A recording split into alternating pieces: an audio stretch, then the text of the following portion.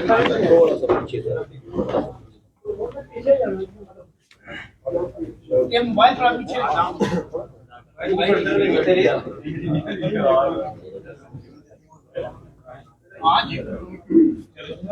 بسم اللہ.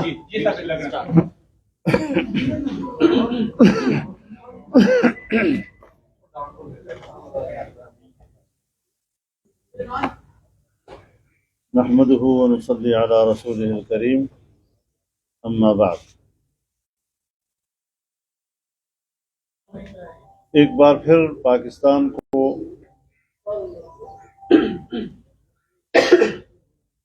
مشکل کی طرف دھکیلا جا رہا ہے اور حادثات کا سہارا لے کر قوم کو اضطراب میں ڈالا جا رہا ہے. ایک ہی واقعے کے اندر ہر طرف ایک جھوٹ گھڑا جاتا ہے. جب حکومت میں ناکام ہوا، ملک کی معیشت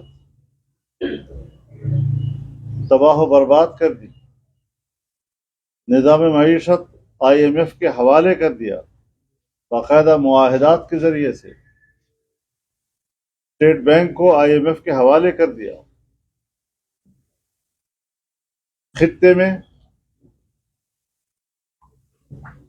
ہم اپنے تمام خطے کے ممالک کے مقابلے میں معاشی طور پر سب سے پیچھے رہ گئے.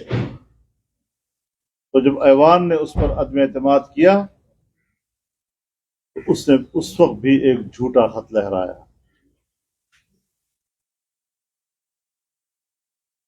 اندھے لوگوں نے آنکھیں بند کر کے ان کے جھوٹ کو قبول کیا،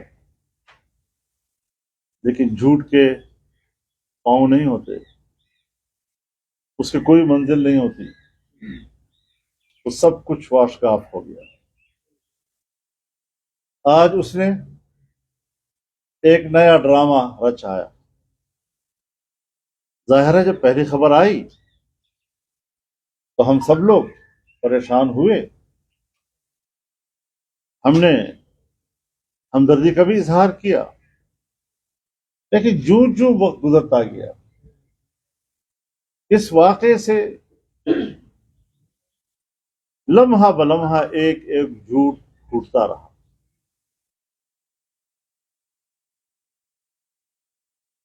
گولی ایک چلی ہے یا یہ کہ برس مارا گیا ہے، گولی ایک لگی ہے، دو لگی ہیں، تین لگی ہیں، چار لگی ہیں، ایک ٹانگ میں لگی ہیں، دو ٹانگوں میں لگی ہیں، گولی لگی ہے، گولیوں کے ٹکڑے لگے ہیں. گولیوں کے ٹکڑے جو ہے وہ مجھے نہیں، بم کا ٹکڑا تو ہوتا ہے، گولی کا ٹکڑا نہیں ہوتا. جی کہاں سے ٹکڑے آ گئے اتنے زیادہ؟ میں نے ایسے ان کے لوگوں کو دیکھا، پتہ نہیں گولی کہیں قریب سے بھی گزری یا نہیں، لیکن اتنا لگتا ہے کہ ان کے گالوں کا بوسہ لیا ہوگا زیادہ سے زیادہ. لیکن نیچے قمیص وہ ساری کی ساری خون سے بھری ہوئی.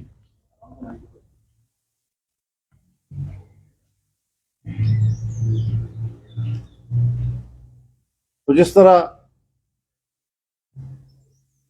برادران یوسف نے یوسف علیہ السلام کی قمیص کو جھوٹا خون لگایا تھا، یہاں بھی کچھ ایسے ہی منظر ہمیں لگ رہا تھا. پہلی مرتبہ پتہ چلا ہے کہ پنڈی میں بھی شارگ ہوتی. کیا ڈرامے ہیں ڈاکٹروں کے، اپنے بیانات پہ تضاد ہیں. کسی ہسپتال میں جانے کو تیار نہیں، یا تو 5-6 دنوں میں مشکل سے لاہور سے گجرانوالے پہنچتا ہے، اور یا جب گولی لگتی ہے تو اتنی تیزی سے دوڑتا ہے کہ 1 گھنٹے میں لاہور قریبی ہسپتال بھی نہیں، اتنے بڑے حادثہ جس کی وجہ سے آسمان سر پہ اٹھایا گیا. پھر ہڈی کا علاج کینسر اسپتال میں، پھر اس کے ڈاکٹر کا رپورٹ، اور جو باہر سے ٹیم آئی ہے اس کی رپورٹ، اور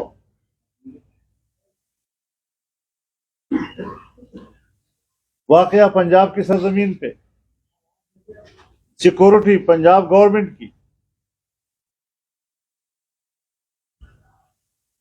بندہ پکڑا گیا تو پنجاب پولیس نے پکڑا، لے گئے تو پنجاب کے تھانے میں، تفتیش ہوئی تو پنجاب کی پولیس نے کی، اور بغیر تحقیق کے ملبہ ڈال دیا کہ جی وزیر اعظم پر پرچہ کاٹا جائے، رانا ثناء اللہ پہ پرچہ کاٹا جائے، ISI کی DGC پہ پرچہ کاٹا جائے. کیا مطلب؟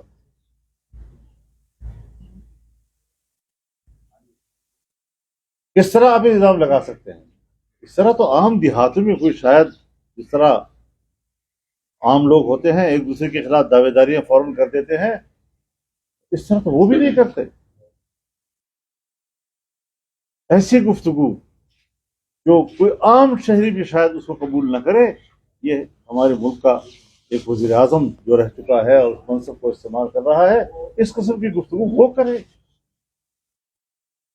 کچھ تو سمجھنے کی ضرورت ہے معاملے کو. اتنے غیر سنجیدہ ہو گئے ہیں ہم لوگ، ہمارا عام شہری بالکل غیر سنجیدہ ہو گیا ہے، کنفیوز کر دیا ہے سب لوگوں کو کہ ہم کر کیا رہے ہیں اور ملک میں ہو کیا رہا ہے. اور میرے خیال میں اس ایکٹنگ میں تو اس نے شاہ رخ اور سلمان خان کو بھی پیچھے چھوڑ دیا. شاید کوئی اداکار بھی اس طرح ایکٹنگ نہیں کر سکتا جس طرح اس نے ایکٹنگ کر کے دکھائی، اور اس کو سچ بھی ثابت کرنے کی کوشش کر رہا ہے. کبھی دوڑ کے چلتا ہے، کبھی زخمی کے اوپر پلستر ڈالتا ہے اور لمبا پیوند ہے. کون سی طریقہ ہے؟ ہڈی ٹوٹتی ہے تو پلستر ڈالا جاتا ہے، زخموں پر پٹی باندھی جاتی ہے، جیسے زخمی کے اوپر پتہ نہیں یہ کہ ایک ٹانگ ہے 2 ٹانگیں ہیں. اس طرح کا ڈرامہ شاید دنیا میں کوئی بچا سکے. اور وہ پشتو میں ہے کہ وہ ہم دکم جائے اور ڈب دکم جائے بارام پر پرانکی جائے کہ وہ شو اخرے تو پرانکی جائے ہوگا. تو اس قسم کے کہاوتوں کا وہ مصداق بن رہا ہے. مطلب واقعہ ادھر ہو گیا ہے، ملبہ وفاق پہ ڈال دیا گیا. فرمائش ہے مطلب 10 بجے تک کیا پشتو والا کہتا ہے؟ مارتا تمہیں میں کسی اور جگہ پہ ہوں، آواز کہیں اور سے نکل رہی ہے.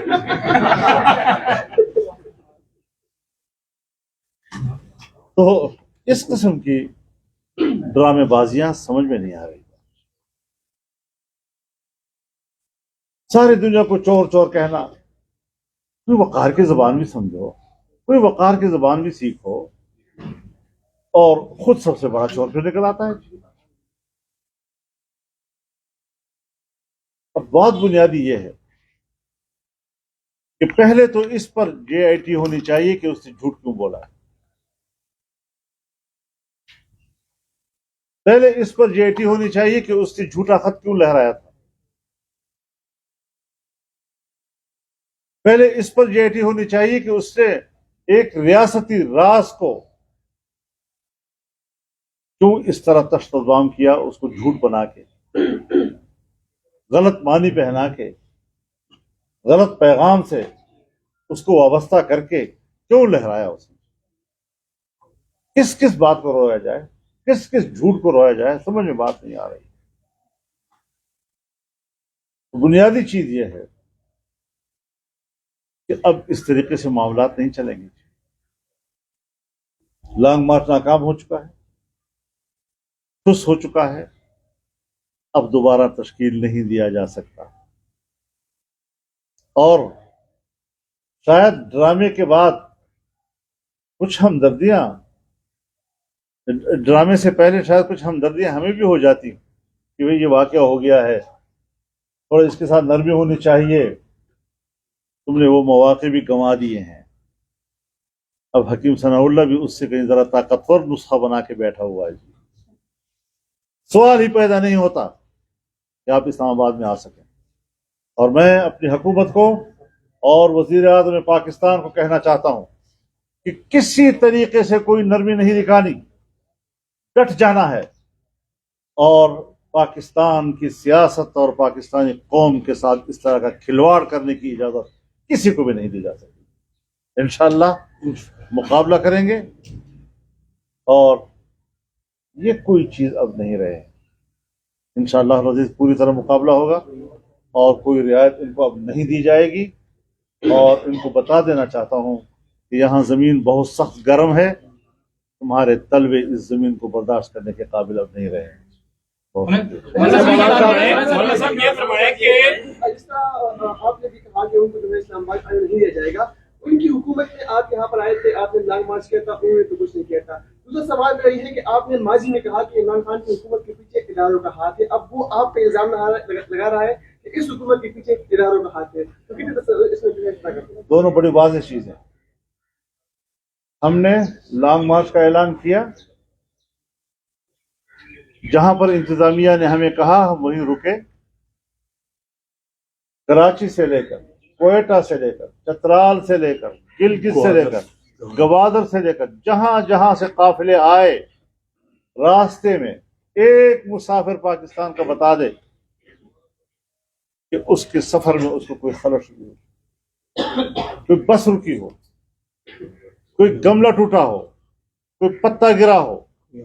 اور یہاں پر ہم آئے، 15 دن رہے، جس نظم و ضبط کے ساتھ پولیس کی یہاں پر جو ڈیوٹیاں تھیں وہ ریلیکس ہو گئے.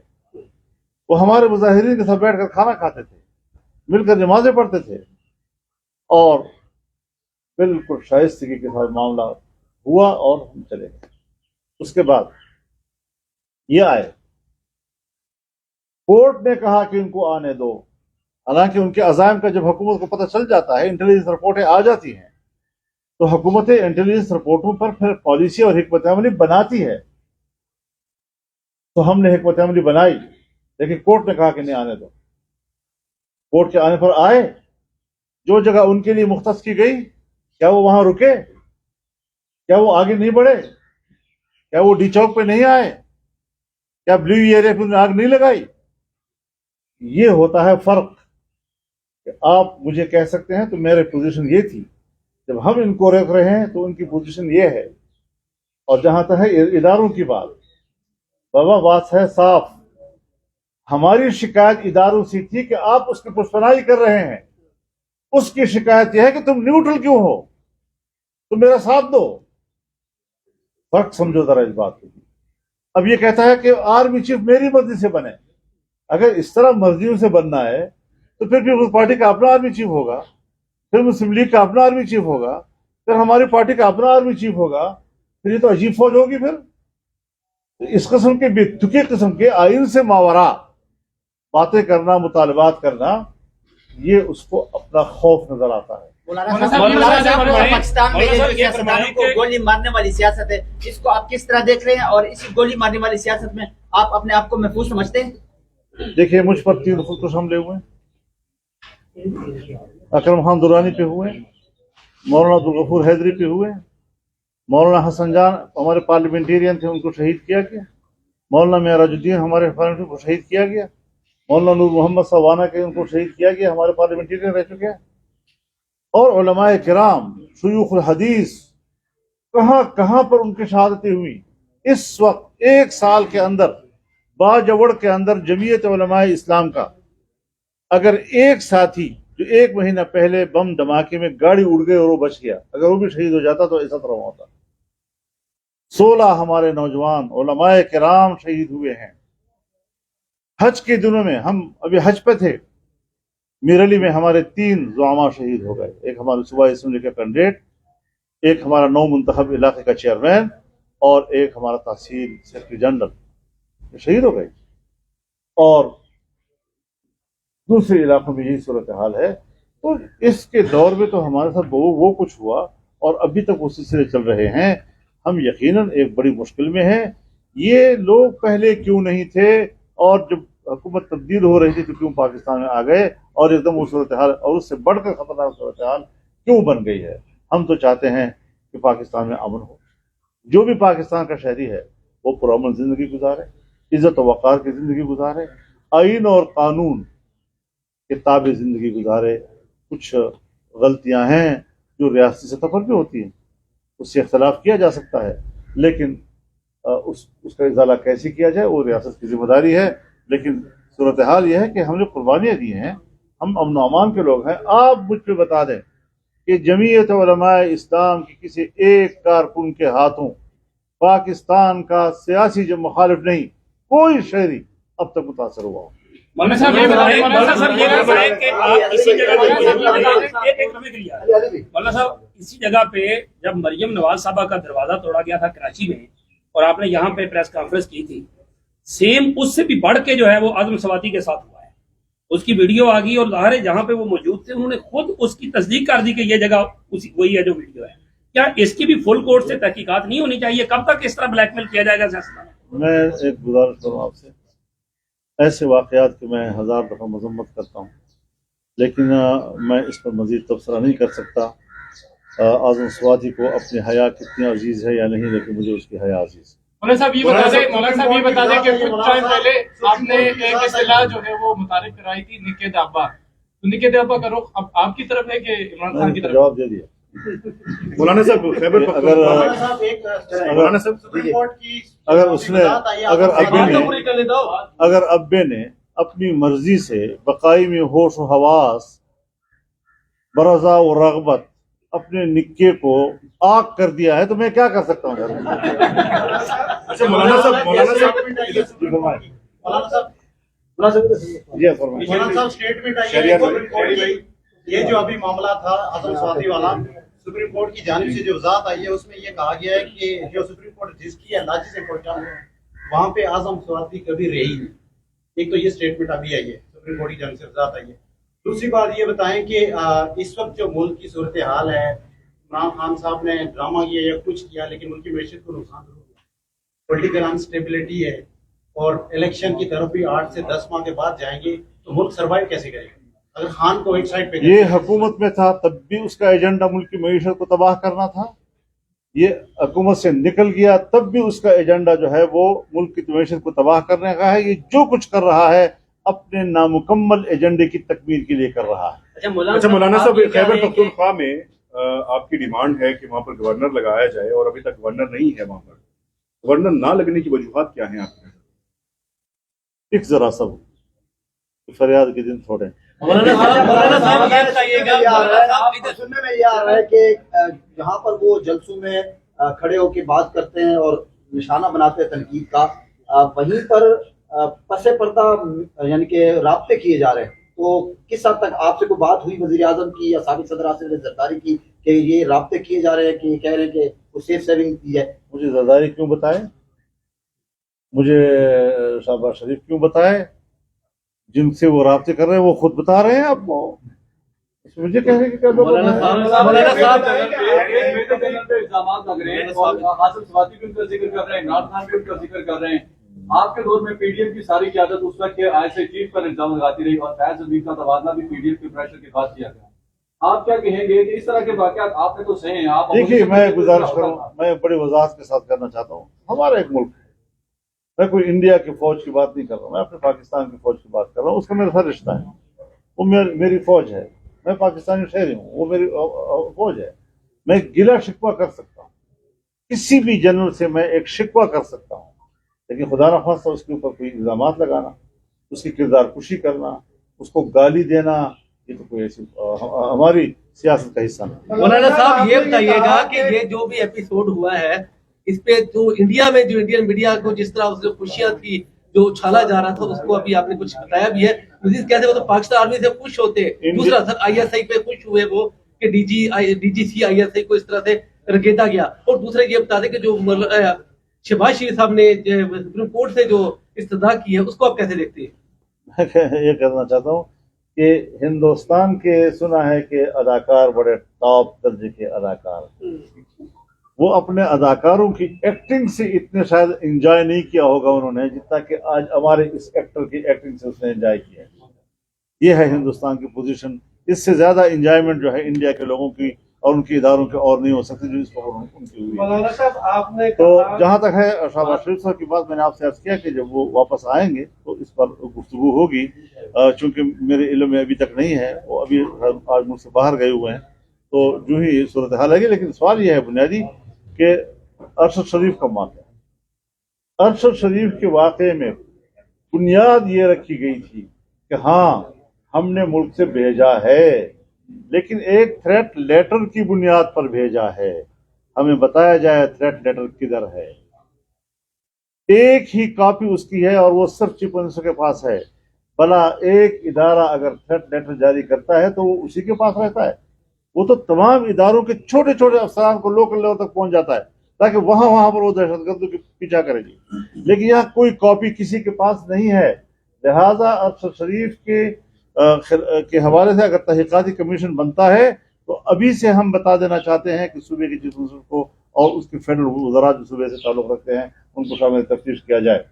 اور بنیادی بات یہ ہے کہ ہم اگر کچھ بنائیں گے تو پھر ابتدا سے بنائیں گے۔ تم نے خط کیوں لہرایا، ملک کے راز کو کیوں فاش کیا، جھوٹ کیوں بولا، بین الاقوامی تعلقات ہمارے کیوں اس حد تک پہنچائے کہ کوئی ہم پہ اعتماد کرنے کو تیار نہیں ہے۔ یہ ساری وہ چیزیں ہیں کہ جس کی بنیاد پر ہم کہتے ہیں کہ سب چیز کی تحقیق ہونی چاہیے، اور تحقیق ہوگی تو پھنس جاؤ گے پھر جس طرح اب پھنسے ہوئے ہو، بند گلی میں جا چکے ہو، تمہارے لیے اب نکلنے کا راستہ نہیں ہے۔ اور اگر یہ آج کے زمانے کی نئے دور کی میڈیا نہ ہوتی تو پھر آپ کی تو آواز ہی ختم ہو چکی ہوتی۔ جھوٹ کا سہارا لے کر تم اپنے آپ کو زندہ رکھنے کی کوشش کر رہے ہو، لہٰذا یہ کچھ بھی نہیں ہے۔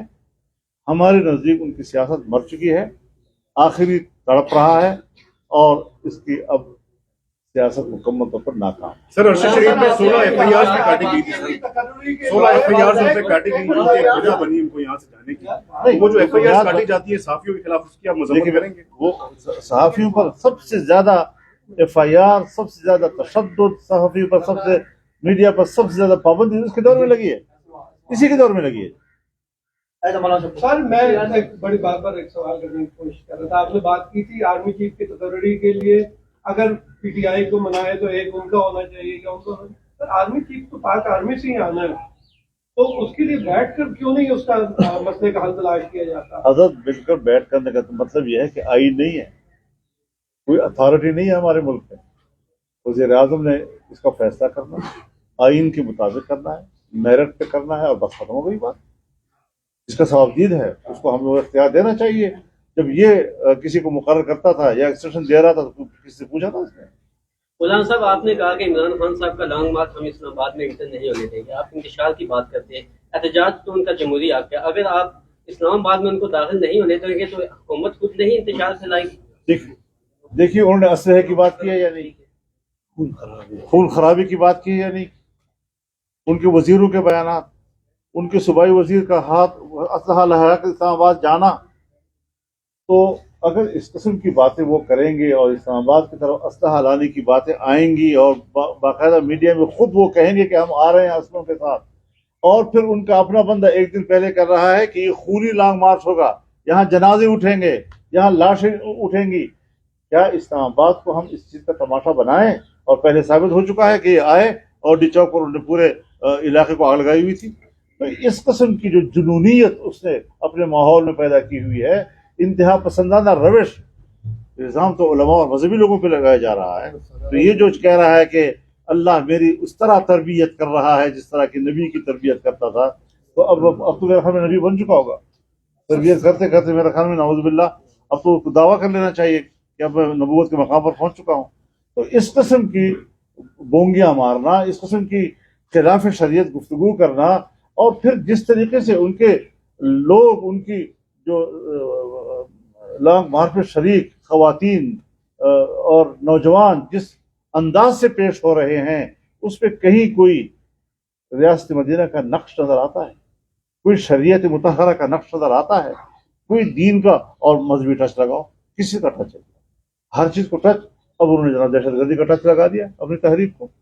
تو اس قسم کی چیزوں کو اسلام آباد میں آنے کا مطلب یہ ہے کہ پورے ملک کے نظام کو جام کر دیا جائے، ملک کا نظام अल्लाह अज़ीज़ चलता रहेगा। मुल्क मुल्क के मौजूदा सियासी सूरत-ए-हाल को मद्देनजर रखते हुए मुफाहमती सियासत की कितनी जरूरत है, और बतौर पीडीएम सरबराह आप अपना रोल अदा करने के लिए उसके लिए तैयार है?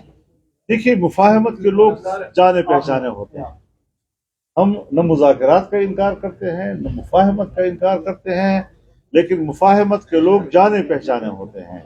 समझ में आता है कि हाँ, इससे बात की जाए तो कोई माकूल बात करेगा। तो जहाँ पब्लिक के सामने आज तक उसकी कोई माकूल बात हमने नहीं सुनी, न उसके अंदर ये सलाहियत मौजूद है, सिवाय तखरीब के कि जब हुकूमत में होता है तब भी तखरीब, जब हुकूमत से बाहर आता है तब भी तखरीब।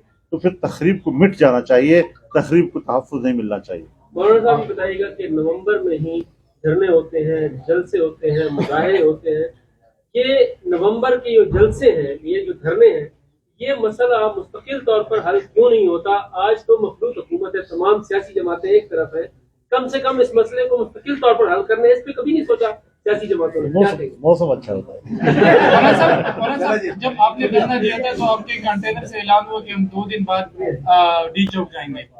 अभी तो आप धरने से बाहर आए, बिल्कुल भी तो उन ताकतों के नाम लेंगे जिन्होंने आपको धरना खत्म करने में मजबूर किया? देखिए, नीचे से नारे लगते रहते नौजवानों के, लेकिन जो पॉलिसी थी और कंटेनर की जो पॉलिसी थी उसके मुताबिक हम चले हैं।